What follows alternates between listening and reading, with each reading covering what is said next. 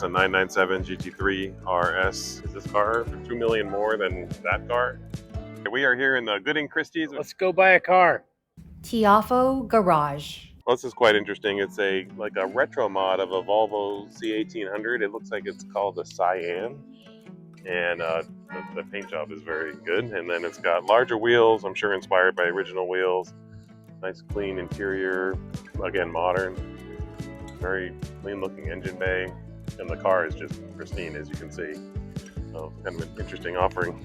And they're estimating $400,000 to $600,000 for this 1965 Volvo Cyan E1800. Here we have a 964 Carrera RS.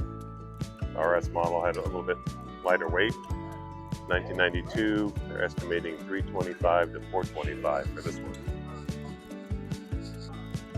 You get a sense of the size and quality of the cars here. It's quite something, so we'll go through the highlights here.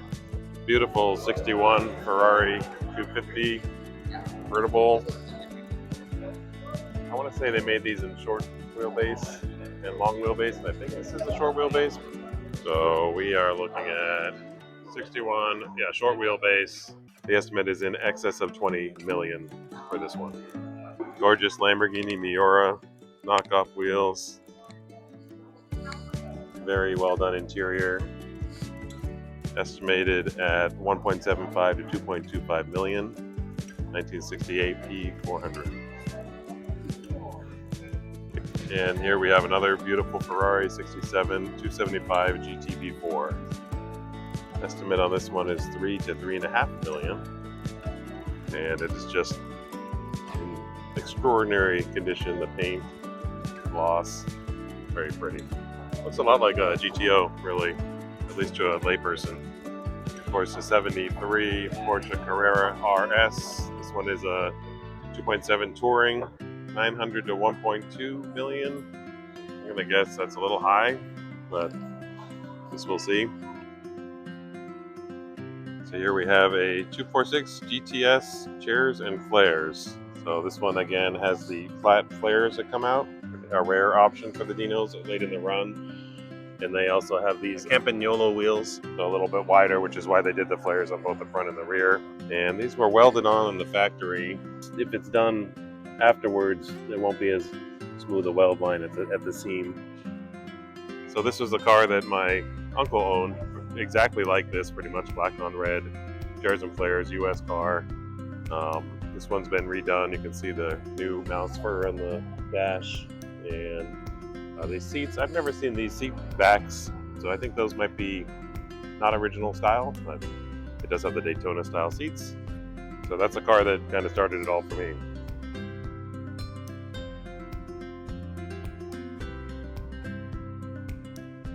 Here's another Dino. This is a 246L series, so the early cars. That's a good chance to compare it to the GTS chairs and flares we just saw. So this has knockoff wheels on the standard configuration of wheels, which was the Chromadora rather than the Campagnolo. And the 246L series had the chrome clapper wipers. They had the headrest that was attached to the firewall, and so that just the seats move when you move back and forth. Slightly different horn configuration. That I think is an aftermarket mirror. I haven't seen that configuration before, but I'm not sure that was original. The finish is a little different on that car, on this car. The 206s had the exposed gas cap, whereas now for the 246s that's flush. I'm not sure why there's two here. That's kind of interesting. I've never seen that before. Of course, a lot of people added the Ferrari script to these cars, although that was not how they came from the dealer. This one has the Euro configuration taillights, and it is a Euro car, as we can tell by the front here. That black one is a US configuration car, but has Euro taillights. So for a US car, technically those should all be red. Okay, this is a Ferrari 328 GTS. I think it's 86 or 87 because it still has the concave wheels.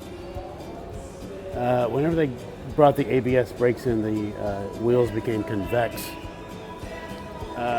Pretty rare in white with a looks like a red interior. Of course, this is the successor to the Ferrari 308, and it looks very much like it. This is lot, what, 42, 87, 328. It looks like they're expecting 140 to, I think that's 160,000. These are very nice cars. They've appreciated greatly. I can attest, they are a wonderful car to drive. I have a friend with one of these. This is red, of course, like they all are. But they're still a great, wonderful car despite how, I don't know, common, is that the word you want to use for this? But, you know, a popular, very popular Ferrari that there's several examples of. 1958 Speedster, really beautiful color and great shape for the paint. It does have the overriders, as we've discussed.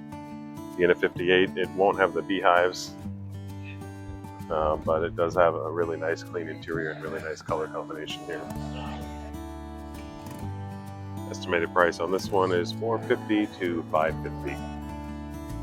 Not sure I've seen one of these cheetahs in person before. I'll tell you, it's very short and small, and it's just got a monstrous engine, so you can see how short the overhang is over here. You're almost sitting in the back with the wheels just behind you. And very simple and crowded interior, although it looks like, oh, I see that's part of the door to help you get in the door. This be kind of like a GT40, kind of cut out of the roof. And then it's got this Corvette engine, kind of mid-engine in a sense. The front wheels are out there, engine in the middle, then passenger, then rear axle. 66 Cheetah GT Coupe, 700 to 800,000 estimate. Kind of a wild configuration.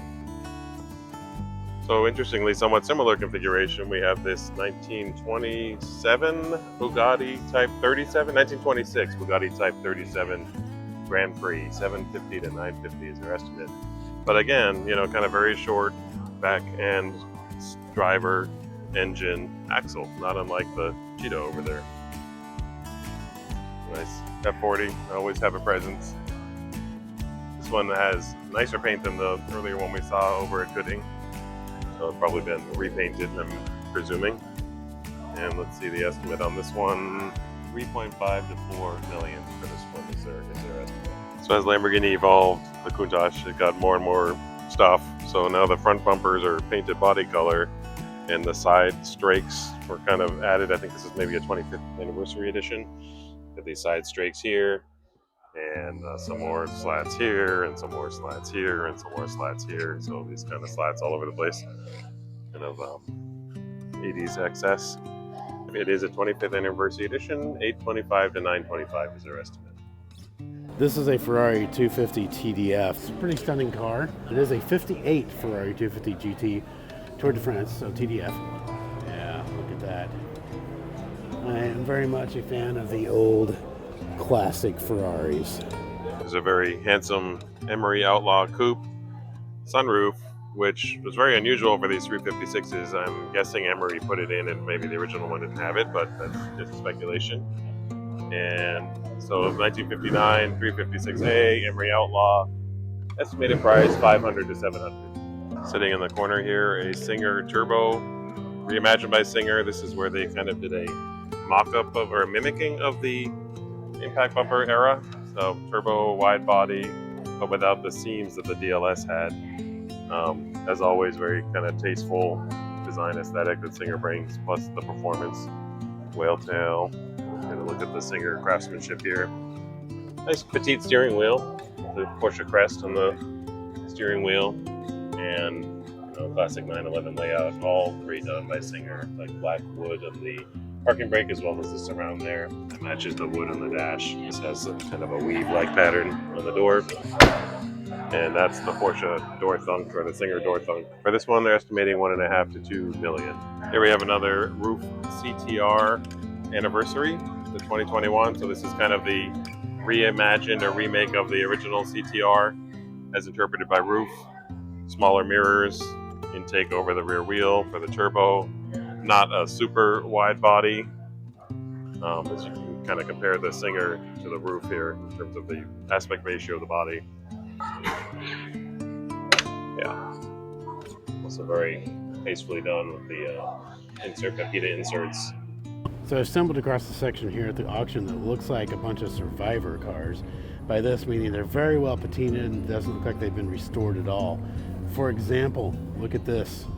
This is a 1934 Bugatti Type 57. They're expecting 250 to 325, but check out the condition. This has not been restored. This is original. We've got patina all over the place. We've got potential, little dents and scratches, some windows that are cracked, rust, it looks like, paint falling off, missing spare wheels, looks like missing lights. These windows back here, I don't know what's going on with that, but yeah, this is an amazing car, quite frankly, in the shape it's in. Look at that door, doesn't even close properly. This is a very cool car. This is sort of the evolution of after the 2.7 RS came the RSRs. So this is a 3-liter 911 RSR 1974. So just 1 year later, and you can see the growth of the fenders, front and rear. This has enormously flared rear fender. When they started adopting the light across the back, no longer long hood. On this one, they are estimating 1.5 to 2.5 million.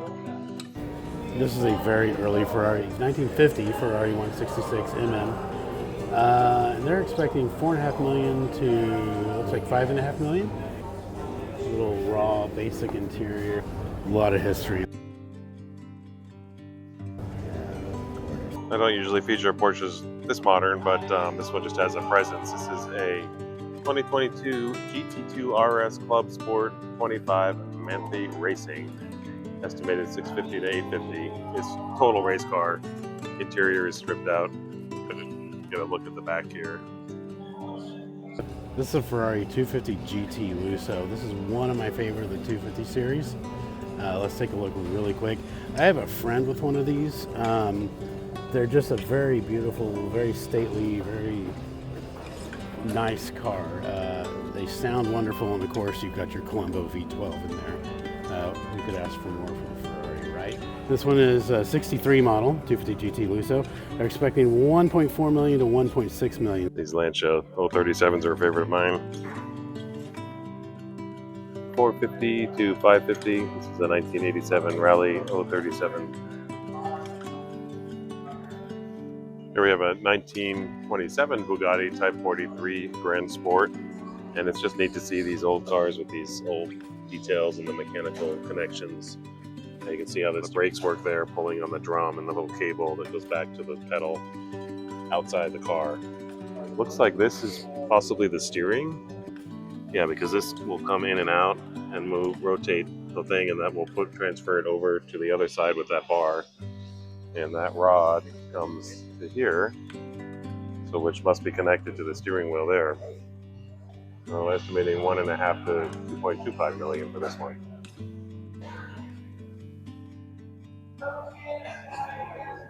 Speaking of external mechanisms, it looks like these headlights actually steer possibly with the steering wheel, and then it looks like you can tilt them forward and backwards too.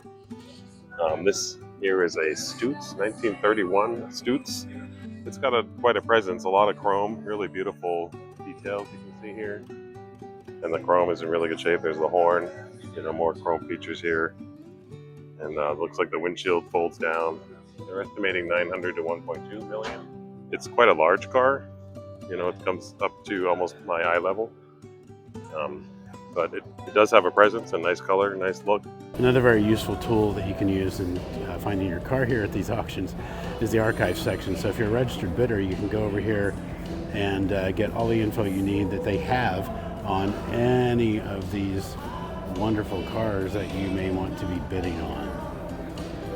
And there are a lot of beautiful cars here.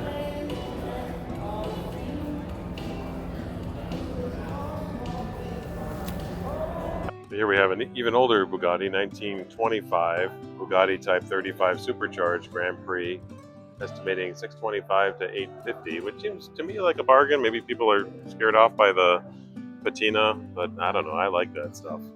It's a beautiful use and age, and stories to tell for miles. As a point of comparison, this one I think was in the high 600s or something estimate. Now this one is also a Bugatti. It looks to be very similar to my untrained eye. 1927 Type 35B Grand Prix, 2.5 million to 3 million. Is this car 2 million more than that car?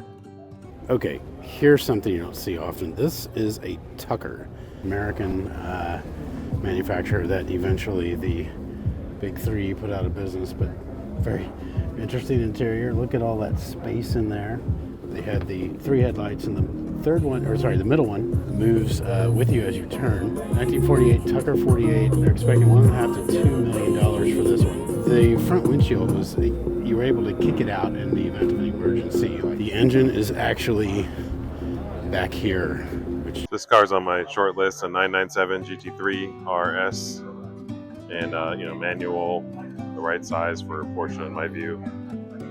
They're estimating 275 to 325 for this one. And it actually does not have the center lock wheels. It's got the lugs, which is useful in a pinch.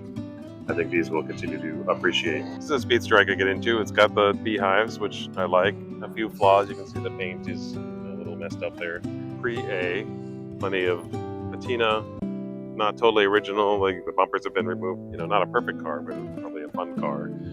And so 1955 pre-A Speedster, 200 to 250K estimate, no reserve. I'm going to try to see what the engine compartment looks like here. I think that's this on these. Yeah. I'm sure my Porsche experts can tell me what's original and what's not here. But, it kind of looks like it matches the rest of the car.